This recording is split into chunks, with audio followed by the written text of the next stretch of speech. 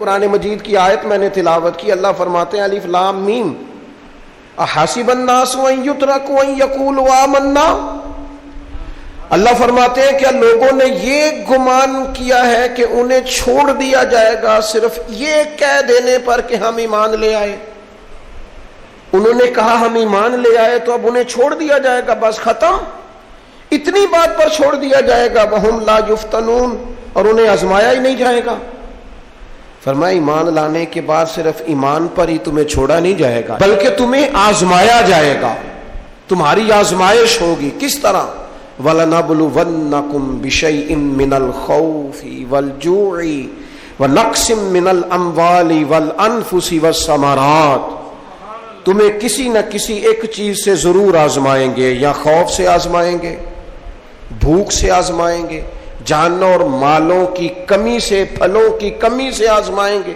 اور یہ پھلوں کی کمی سے مراد، علماء تفسیر نے لکھا اس سے مراد اولاد کا انتقال کر جانا بھی ہے، وہ بھی پھل ہوتی ہے۔ تمہیں آزمائیں گے اور اگر تم پورے اترے تو وَبَشِّرِ الصَّابِرِينَ، رب فرماتا ہے محبوب پھر صبر کرنے والوں کو میری رحمت کی خوشخبری سنا دے، پھر انہیں خوشخبری دے دے میرے کرم کی۔ میرے عزیز، زندگی میں آزمایا جائے گا۔ نبی اکرم نور مجسم شفیع معظم صلی اللہ علیہ وسلم کی بارگاہ میں حضرت خباب بن ارت رضی اللہ تعالیٰ عنہ حاضر ہوئے۔ حضور خانہ کعبہ کے ساتھ ٹیک لگائے بیٹھے تھے تو حضرت خباب عرض کرنے لگے یا رسول اللہ اتنی تکلیفیں آ رہی ہیں، کافر اتنا ستا رہے ہیں، ہمیں پریشان کیا جا رہا ہے، ہم سخت آزمائش میں، حضور آپ اللہ کی بارگاہ میں دعا کیوں نہیں کرتے ہمارے لیے؟ تو نبی پاک علیہ السلام فرمانے لگے تم سے پہلے لوگوں کا حال پتہ کیا تھا؟ یہ صحیح حدیث بخاری میں موجود ہے۔ فرمایا تم سے پہلے لوگوں کا حال یہ تھا کہ انہیں گڑھے کے اندر رکھ کے ان کے جسم کو مٹی سے دبا کے پھر ان کے سروں پر آریاں رکھ کے چیر دیا جاتا تھا، لیکن پھر بھی وہ اپنے دین سے ہٹا نہیں کرتے۔ نبی پاک علیہ السلام فرمانے لگے تم سے پہلے لوگوں کا یہ عالم تھا کہ ان کے جسم لوہے کی کنگھیوں سے کریت دیے جاتے تھے، ان کا گوشت اتار دیا جاتا تھا، لیکن وہ اپنے دین سے ہٹنے کو تیار نہیں ہوتے تھے۔ یاری تیری سونا پر ازمائشاں تیریاں اگ، اے سونا پرکھیا جامدہ ہی پہلو نال اگاں دے لگ۔ اپنی زندگی میں تیار رہیں، ذہنی طور پر آزمائش کے لیے تیار رہیں، مزاج بنائیں۔ جب بندہ پہلے سے تیار ہوتا ہے نا، اس کا خیال ہوتا ہے کہ آزمائش آ گئی تو میں نے صبر کرنا ہے، پہلے سے اس کی تیاری ہوتی ہے، پھر وہ ذرا گھبراتا نہیں، پریشان نہیں۔ ہم تیار نہیں ہیں ذہنی طور پر۔ ہر بندے کو سکھ چاہیے، ہر بندے کو، بلکہ ہمارے ہاں تو لوگ کہتے ہیں مرید ہو رہا ہوں تاکہ میری طرف تکلیف کوئی نہ آئے۔ تو میں کیا کرتا ہوں، پہلے پیر سے پوچھ لو اسے کبھی آئی ہے کہ نہیں، اگر اسے آئی ہے تو پھر اس کا مطلب ہے تمہیں بھی آ سکتی ہے۔ لوگ نماز اس لیے شروع کرتے ہیں، کہتے ہیں میں 5 نمازیں بھی پڑھتا ہوں، میں صدقات بھی کرتا ہوں، کام میرا پھر نہیں چلتا۔ تو میں کہتا ہوں تمہیں پتہ ہی نہیں، نمازی کے لیے تو آزمائش ہے، جتنا جتنا ایمان کامل اتنی اتنی آزمائش بھی زیادہ۔ اور یہ میں اپنے پاس سے نہیں کہہ رہا، حضرت ابو سعید خدری رضی اللہ تعالیٰ عنہ فرماتے ہیں میں نبی پاک علیہ الصلوۃ والسلام کی خدمت میں حاضر ہوا اور حضور کے دست مبارک کو چومنے کے لیے میں نے اپنے ہاتھ جب آگے کیے تو تپش تھی، تیز بخار تھا نبی پاک کو۔ تو حضرت ابو سعید خدری رضی اللہ تعالیٰ عنہ ارشاد فرماتے ہیں کہ میں نے، یہ سنن ابن ماجہ میں موجود ہے، فرماتے میں نے عرض کیا یا رسول اللہ صلی اللہ علیہ وسلم اتنا تیز بخار؟ حضور فرمانے لگے ہم پر جو آزمائشیں آتی ہیں نا انبیاء پر، وہ عام لوگوں سے دگنا آتی ہیں۔ یہ تو لاڈلے ہیں، یہ تو محبوب ہیں اللہ کے۔ فرمایا عام لوگوں سے دگنی آزمائش آتی ہے، لیکن فرمایا ہمارا رب بڑا کریم ہے، ہمیں اجر بھی ڈبل ہی عطا کرتا ہے، ہمیں اجر بھی ڈبل ہی عطا کرتا ہے۔ تو حضرت ابو سعید خدری کہتے ہیں موقع اچھا تھا، میں نے ایک سوال بھی کر دیا، میں نے کہا یا رسول اللہ صلی اللہ علیہ وسلم بتائیے نا بھلا دنیا میں زیادہ آزمائشیں کن کو آتی ہیں؟ تو حضور فرمانے لگے سب سے زیادہ آزمائشیں اللہ کے انبیاء کو آتی ہیں، نبیوں کو آتی ہیں۔ حضور اس کے بعد فرمایا اس کے بعد جو ان کے زیادہ قریب ہوتا ہے اسے آتی ہیں۔ لوگ کیا سمجھیں گے امام حسن کی آزمائش کو؟ لوگ کیسے سمجھیں گے سیدنا امام حسین کی آزمائش کو؟ فرمایا جو ان کے زیادہ قریب ہوتا ہے اسے زیادہ آزمائش آتی ہے. تو حضور کے سب سے قریب تو امام حسن ہے نا، امام حسین ہے نا. تو کیا سمجھتا ہے قربت بس نسبت کے اظہار کا نام ہے اور بڑے لطف کے ساتھ زندگی گزارنے کا نام ہے؟ تو نبی پاک علیہ الصلوۃ والسلام نے فرمایا بات بڑی مزے کی ہے، فرمایا پھر اللہ کے بعض بندے تو ایسے ہوتے ہیں جنہیں اللہ فقر میں مبتلا کر دیتا ہے. فرمایا ان کے پاس صرف ایک چادر رہ جاتی ہے، اتنا فقر ان کے پاس آتا ہے. لیکن جو حدیث کے آخری لفظ ہے نا وہ وجد والے ہیں، وہ وجد والے ہیں، وہ سرور والے ہیں. ہمارا یہ مزاج ہوتا ہے کہ میٹھا میٹھا کھا جاؤ اور ذرا کڑوا آ جائے تو سویرے بھی رو شام بھی رو، حال ہی کوئی نہیں، غریبی بڑی، پریشانی بڑی، حضرت صاحب گھر سے بیماری جاتی نہیں. اور جناب کیا بتائیں، بعض لوگ تو ایسے ہیں جن کی بات سن کے لگتا ہے زندگی میں کبھی سوئے ہی نہیں، اتنے بڑے بڑے دکھ سناتے ہیں. او خدا کی رحمت کا بھی تو ذکر کرنا، خدا نے جو تیرے اوپر انعامات کیے ان کا بھی تو ذکر کرنا، ان کا تذکرہ ہی نہیں کر رہا میرا بھائی. نبی پاک علیہ السلام نے فرمایا ان لوگوں پر دکھ آتے ہیں پر قربان ہونے کو جی چاہتا ہے ان لفظوں پر. حضور فرمانے لگے وہ رب کی طرف سے آنے والے دکھ پر بھی اس طرح راضی ہوتے ہیں جس طرح تم میں سے کوئی راحت ملنے پر راضی ہوتا ہے. سکون والی چیز ملنے پر جس طرح تم راضی ہوتے ہو اس طرح وہ دکھوں پر بھی راضی ہوتے ہیں. دکھ قبول محمد بخشا، دکھ قبول محمد بخشا، پر ایک شرط لگائی چھوٹی سی میاں صاحب نے، انہوں نے کہا 100 دفعہ قبول ہے، دکھ 100 دفعہ قبول، دکھ قبول محمد بخشا پر راضی رہن پیارے. یہ شرط یہ ہے کہ تو راضی رہ، تو راضی رہ، دکھ قبول محمد بخشا، راضی رہن پیارے. اور حضرت سلطان صاحب کہنے لگے اساں کیتی ہے جان حوالے رب دے، ایسا عشق کمایا ہے اسی مرن تو پہلو ہی مر گیا، باہو تا مطلب نو پایا ہے. ہم نے تو پہلے سے ہی نتیجہ نکال دیا. تو سکون ڈھونڈنے نکلا ہے، تو چاہتا ہے زندگی میں آرام مل جائے. کائنات میں سب سے زیادہ پیار اللہ کا اپنے محبوب کے ساتھ.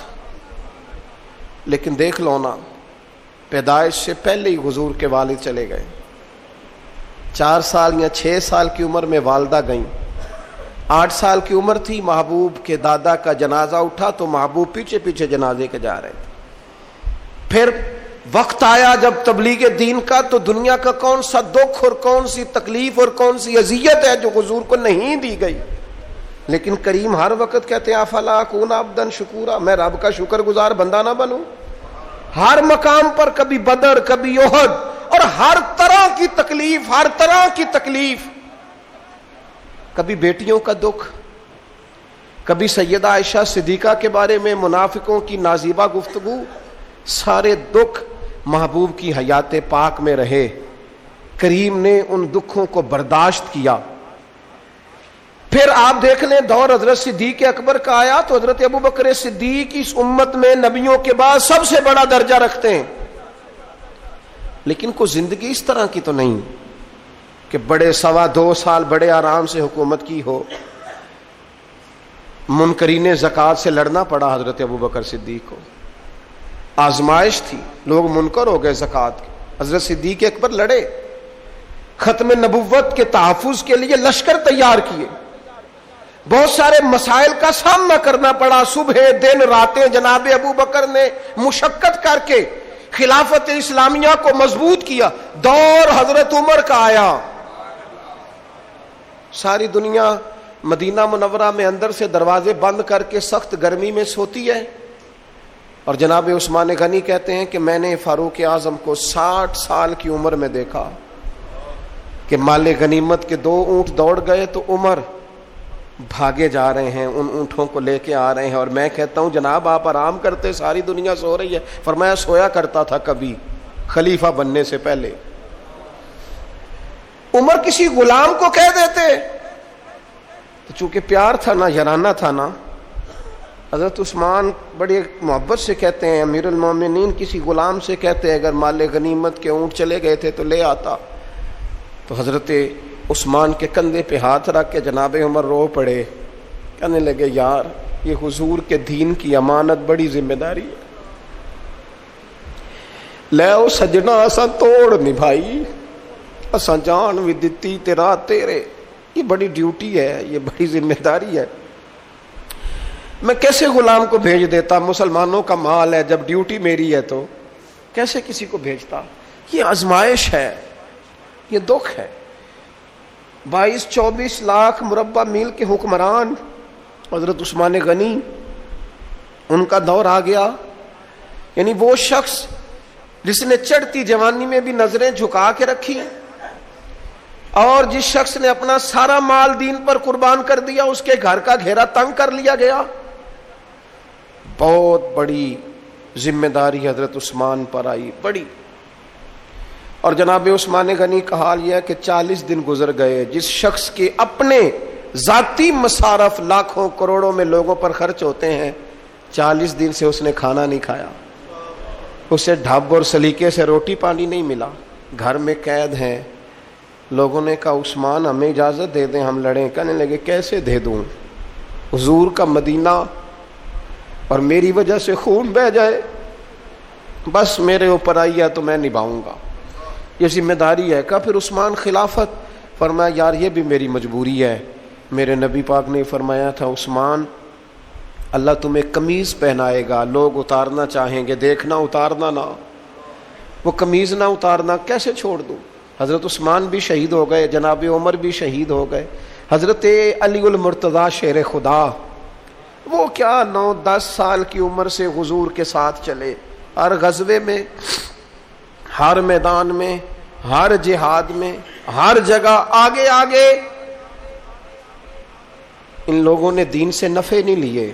حضرت علی المرتضیٰ شیر خدا تو کوفے کی جامع مسجد کے پاس کھڑے ہو کے کہتے تھے میری کوئی بندہ زیرہ خرید لے. امیر المومنین کہہ رہے ہیں میری طامت زیادہ پھٹ گئی ہے، اب تو پیوند لگنے کی جگہ بھی کوئی نہیں بچی، یہ زیادہ پھٹ گئی ہے، اگر مزید پیوند لگ سکتے ہوتے تو میں زیرہ نہ بیچتا، یہ میری زیرہ کوئی خرید لے، کوئی خرید لے زیرہ. حضرت مولا علی شیر خدا 63 سال کی عمر مبارک، اور جب کوفے میں آپ کو خنجر لگا، زخم لگا، تو لوگ بیٹے کو بلاتے ہیں، آواز دیتے ہیں، لیکن جناب شیر خدا مولا علی مرتضیٰ مشکل کشا حل عطا حضرت علی المرتضیٰ شیر خدا زیر لب ہلکا سا مسکرائے، ادھر دیکھیے گا، اور مسکرا کے پتہ کیا فرمانے لگے، کہنے لگے فزت برب الکعبہ، لو بھائی کعبے کے رب کی قسم علی کامیاب ہو گیا ہے، کامیابی مل گئی. آج بات امام حسن کی آئی، امام حسن کو زہر دیا گیا، انتڑیاں نہ کٹ کٹ کے باہر گر رہی. اس شہزادے کی جس نے حضور کی گود میں عمر گزاری، محبوب کے کندھوں پہ رہنے والے حسن ابن علی، جناب امام حسین حاضر بارگاہ ہوئے تو ہاتھ پکڑ کے بھائی کا چوم کے رو پڑے. بھائی پیارے بھی تو بڑے ہوتے ہیں نا، بڑے پیارے ہوتے ہیں. اور ان لوگوں کا منصب بڑا انوکھا ہے، شدید تکلیف ہے. تو امام حسین کہتے ہیں میرے بھائی حسن بتائیے آپ کو زہر کس نے دیا، رو کے پوچھتے ہیں. بھائی کا ماتھا چوم کے امام حسن رو پڑے، کہنے لگے حسین میری مجبوری ہے، میں تمہیں نہیں بتاؤں گا. کہا کیوں؟ فرمانے لگے اس لیے کہ اگر وہ نہیں جس پر مجھے شک ہے تو پھر کسی بے گناہ کا نام کیسے لے دوں، اور اگر وہی ہے نا جس پر مجھے شک ہے تو پھر میں تمہیں نہیں بتاؤں گا. میرا رب بڑا بہتر انتقام لینے والا ہے، پھر بھی نہیں بتاؤں گا. کیا کروں، کیسے بتا دوں، مصطفیٰ کا نواسا ہوں میں، پردے ڈالنے والی ماں کا بیٹا، میں شیر سے زیادہ جگر رکھنے والے علی کا پتر، میں کیسے بات کر دوں. بس زخم پہ زخم کھا کے جی، خونے جگر کے گھونٹ پی، اور سجنا آہ نہ کر لبوں کو سی. یہ عشق ہے کوئی دل لگی نہیں. میرے نبی پاک صلی اللہ تعالی علیہ وآلہ وسلم نے ارشاد فرمایا، اللہ تعالیٰ دین میں جو لوگ سخت ہوتے ہیں نا ان پر مشکلیں بھی سخت ڈالتا ہے۔ یہ حدیث پاک آپ کو مسند امام احمد بن حنبل میں ملے گی، ابن ماجہ ترمذی میں ملے گی۔ فرمایا جتنا کوئی دین میں سخت ہوتا ہے اتنی اس کی مشکلات بھی سخت ہوتی ہیں، اور جتنا کوئی نرم ہوتا ہے اتنی اس کی مشکل بھی تھوڑی ہوتی ہے۔ حسین ابن علی بڑے سخت تھے نا دین میں، جاندار تھے نا دین کے معاملے میں، اللہ نے مشکل ڈالی۔ امام علی مقام کی باری آئی، بڑی منت کی حضرت عبداللہ ابن عمر نے، رو کے کہا حسین نہ جاؤ۔ تو امام حسین رضی اللہ تعالیٰ عنہ نے فرمایا نہیں، اب میری ڈیوٹی لگی ہے تو جانا تو میں نے ہے نا، ذمہ داری تو پوری کرنی ہے۔ امام علی مقام رضی اللہ تعالیٰ عنہ نے اس ساری مشقت کو دیکھا۔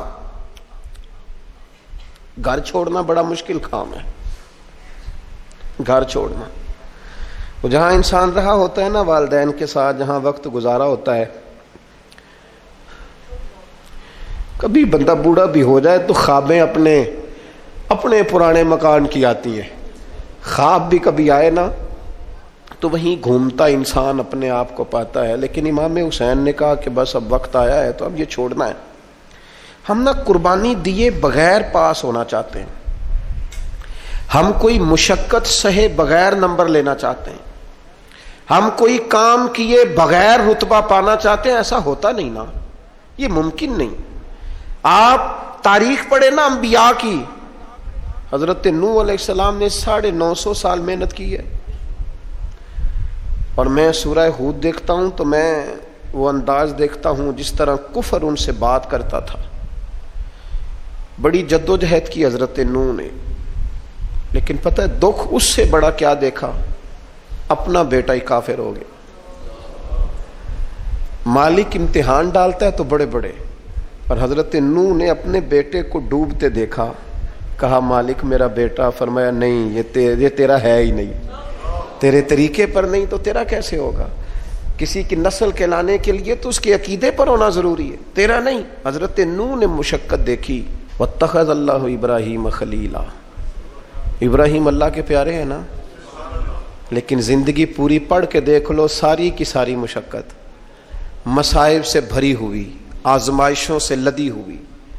کبھی انہیں قوم آگ میں ڈالتی ہے، اور کبھی 86 سال عمر ہو گئی تو اولاد کوئی نہیں، اور دعا مانگ کے رب بیٹا وہ دیتا ہے جس کی پیشانی میں نور محمدی چمکتا ہے۔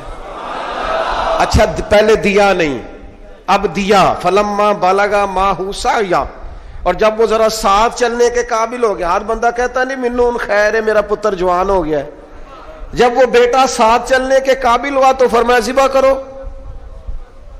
کرو نا ذبح۔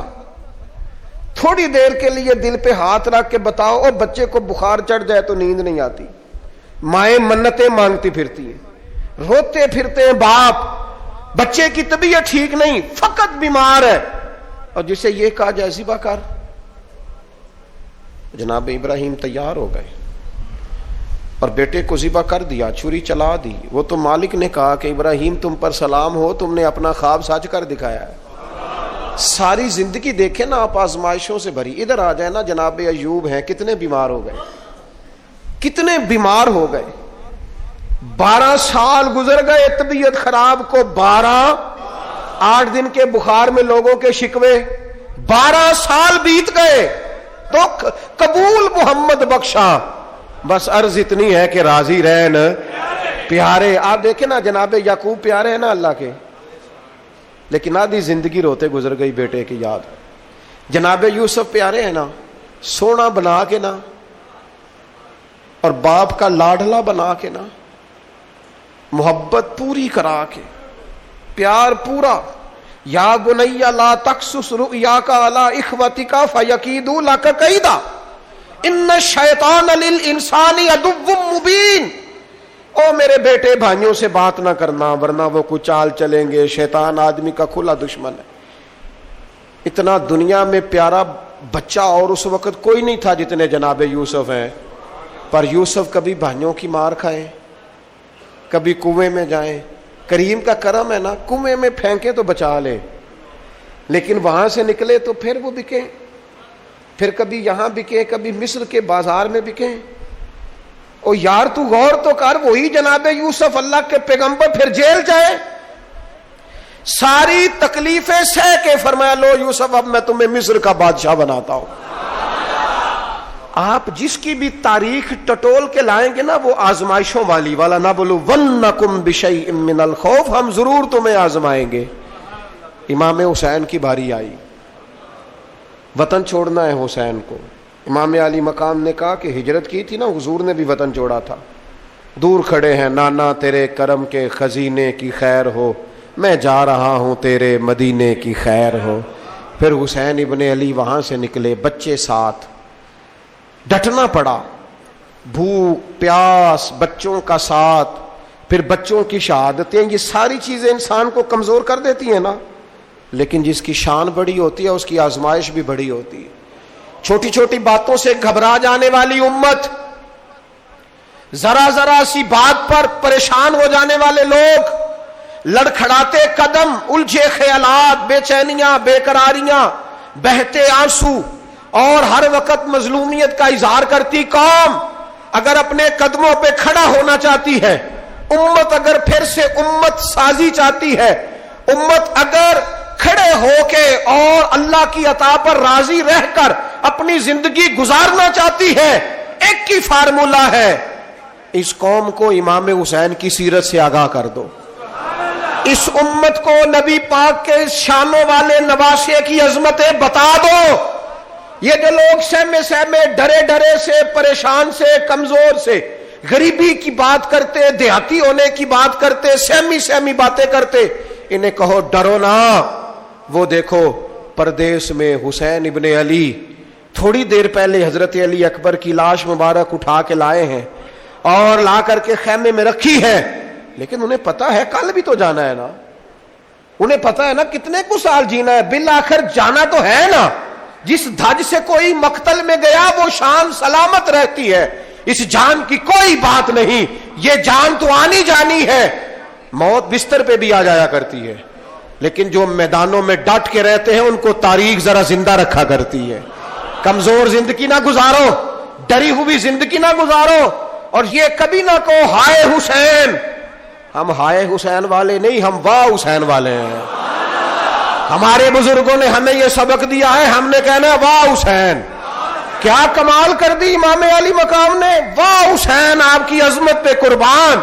اتنے سارے دکھوں کے باوجود جب شانوں والے نانا کا شانوں والا پوتا، عظمتوں والی ماں کا عظمتوں والا بیٹا، جرت مند باپ کا بیٹا میدان میں نکلنے لگا ہے تو ڈرا ڈرا، سہما سہما، رو کے، دلاسے دے کے، آنسو پونچھ کے نہیں، بلکہ امام حسین نے ڈٹ کے کھڑے ہو کے وہ امامہ سر پہ باندھا جو محمد عربی نے عطا فرمایا تھا، وہ جبہ پہنا جو نانا نے دیا تھا، وہ تلوار پکڑی جو شیر خدا مولا علی پکڑتے تھے، اور حسین میتوں کے باوجود میدان میں آئے، فرمایا سامنے کھڑے ہو جاؤ، تمہیں خطبہ دینا ہے، اس لیے کہ محمد عربی کا طریقہ ہے جمعے والے دن خطبہ دیا جاتا ہے۔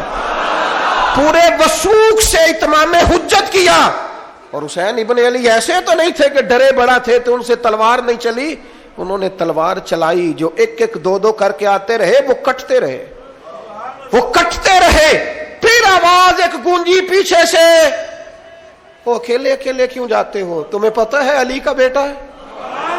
علی کا گھر تو وہ گھر ہے کہ جس گھر کا ہر ایک بچہ جسے دیکھو وہی شیر خدا معلوم ہوتا ہے۔ اکیلے اکیلے جاؤ گے تو تم چہرے کی روشنی نہیں دیکھ رہے، آنکھوں کی سرخی نہیں دیکھ رہے، مزاج کا ولولہ نہیں دیکھ رہے، طبیعت کا باغ پن نہیں دیکھ رہے، اور جوانی میں شہادت کی لذت سے آشنا محمد کا نواسا نہیں دیکھ رہے۔ ذرا مل کے جاؤ، ہاں ہاں حسین ابن علی شہید ہوئے ہیں پر شان و شوکت کے ساتھ، ہاں ہاں حسین ابن علی دنیا سے تشریف لے گئے ہیں پر عزت، وقار اور عظمت کے ساتھ۔ ہاں حسین ابن علی کا سر کٹا ہے، مخالف نے تو اپنی طرف سے نیزے کی نوک پہ چڑھایا تھا، پر حسین کا سر بول بول کے کہہ رہا تھا دیکھ لو میں کٹ بھی گیا ہوں پھر بھی سب سے اونچا ہوں، وہ دیکھو میں سب سے اونچا ہوں، سب سے اونچا ہوں میں۔ اے حسین ابن علی، نازش آل نبی تم پر سلام، اے حسین ابن علی تم پر سلام، نازش آل نبی تم پر سلام۔ کسی نے ایک بات کی تھی، اس نے حد کر دی، اس نے کہا مورخ تو کتنا کو لکھے گا، خطیب تو کتنا کو واز کرے گا، او مصنف تو حسین ابن علی کی شان میں کہاں تک بات کرے گا؟ تو میرے امام کا باکپن، ان کی جرت، ان کی طاقت، ان کی ہمت، ان کا کمال، ان کا صبر، ان کی استقامت، ان کا حوصلہ، ان کی جواں مردی، ان کی ہمت کتنی کو بیان کرے گا؟ تو رہنے دے۔ اس نے کہا پھر کیوں رہنے دوں؟ کہنے لگے حسین ابن علی کی شان رفعت کوئی کیا جانے، یہ حسن جانے۔ حسین ابن علی کی شان رفعت کوئی کیا جانے، یہ حسن جانے، یہ علی جانے، یہ نبی جانے یا خدا جانے۔ ہماری طاقت نہیں ہے کہ ہم امام علی مقام کی عظمت کو بیان کر، بس چپ کر میرے علی، ایتھے جا نہیں ہو۔ امام کا تذکرہ بندے کو جوان کرتا ہے، باہمت کرتا ہے، جینے کا حوصلہ دیتا ہے، میدانوں میں کھڑا کرتا ہے۔ وہی ہے تیرے زمانے کا امام برحق جو تجھے حاضر و موجود سے بیزار کرے اور موت کی شکل میں دکھلا کے تجھے جلوہ یار، زندگی تیرے لیے اور بھی دشوار کرے۔ اور پلٹنا، جھپٹنا، جھپٹ کر پلٹنا، یہ لہو گرم رکھنے کا ہے ایک بہانہ۔ لہذا طاقتور بنو، باہمت بنو، کربلا کے واقعے سے طاقت حاصل کرو۔ پھر کہتا ہوں ہم ہائے حسین والے نہیں، ہم تو واہ حسین والے ہیں۔ ہمارا کہنا ہے کہ واہ حسین، اے حسین ابن علی تم پر سلام، نازش آل نبی تم پر سلام۔ ہم کہہ رہے واہ حسین، واہ حسین، واہ حسین، واہ حسین، یا حسین، واہ حسین، یا حسین، واہ حسین، واہ حسین، یا حسین، واہ حسین۔ اپنے مزاج میں طاقت پیدا کرو، اپنے بچوں کو یہ قوت ارادی، قوت فیصلہ آنے والی نسل کو منتقل کریں، یہ ہمت، جذبہ۔ اور بالخصوص ماؤں بہنوں بیٹیوں کو بتائیں کہ رو کے نہ جیو، اس طرح جیو جس طرح حسین ابن علی کی بہن نے جی کے دکھایا۔ دربار یزید میں جناب زینب نے جب خطبہ پڑھا نا، دربار دمشق میں وہ زینب کا خطاب منبر پہ علی بول رہے ہو جیسے۔ انہیں کہو کہ ذرا تھوڑا باہمت وقت گزاریں، باہمت، کہیں نہیں ڈگمگائی میرے امام کی بہن، کہیں کمزور نہیں پڑی، طاقت، ہمت۔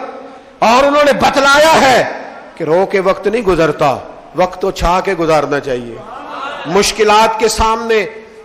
میرے حضرت صاحب کا ایک شعر ہے، فرمایا کرتے تھے تجھے کیا ڈر ہو اے اختر، تیرے یاور ہیں وہ یاور، مشکلوں کو جو تیری خود گرفتار بلا کر دے۔ وہ تو مشکل کو مشکل میں ڈال دیں گے جن کو ہم نے مانا ہوا ہے، مشکل کو مشکل میں ڈال دیا جاتا ہے۔